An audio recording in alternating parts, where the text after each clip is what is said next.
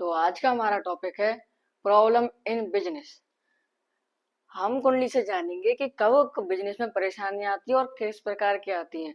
हम कुंडली से सबसे पहले तो ये देखते हैं कि प्रोफेशन में बिजनेस है या फिर जॉब है।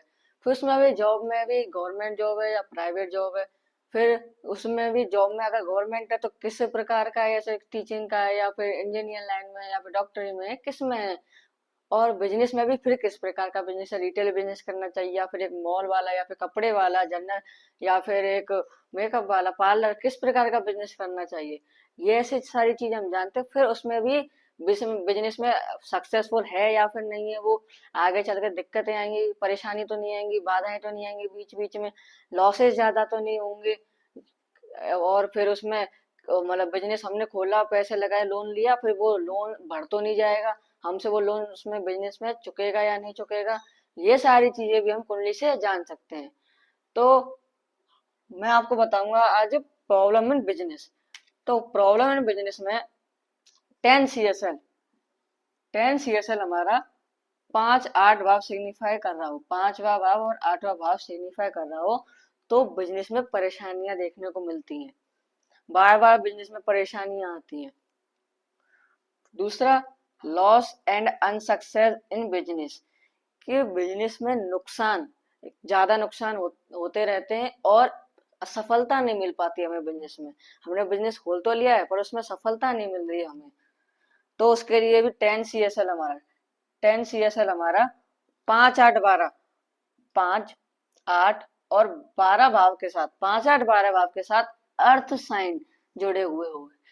मतलब जो 10 CSL है वो 5 8 मतलब वो 5 8 बार मतलब अर्थ साइन में बैठा हो 10 CSL। अर्थ साइन कौन कौन से होते हैं? अर्थ साइन होते हैं 2 6 10, पृथ्वी तत्व राशियां हैं। अर्थ साइन मतलब पृथ्वी तत्व राशियां होती हैं 2 6 10। यानी कि 10 CSL हमारा 2 6 10 राशि में बैठा हो। 2 6 10 राशियां में से इसमें से 2 5 8, 2 5 8 11, 2 5 8 11 ये होती हैं स्थिर राशि। और यदि इस राशियों में 10 CSL बैठता है हमारा, 10 CSL यदि इस राशि में बैठता है तो बिजनेस में जैसे क्लाइंट की कमी रहती है। ये स्थिर राशि है ना, तो स्थिर क्या होता है, एक जगह रुका रहता है, यानी कि बिजनेस चलता नहीं है, वो एक जगह रुक जाता है, या जिसको हम कहते हैं ठंडा पड़ जाता है। फिर अगला है इंटरप्रिटेशन, इंटरप्रिटेशन इन बिजनेस, यानी कि व्यापार व्यवसाय में बाधा।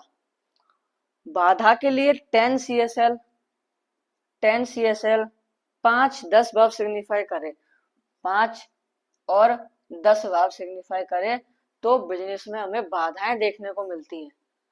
तो ये हमने आपको बिजनेस में परेशानियों से जुड़े हुए 3 नियम बताए हैं।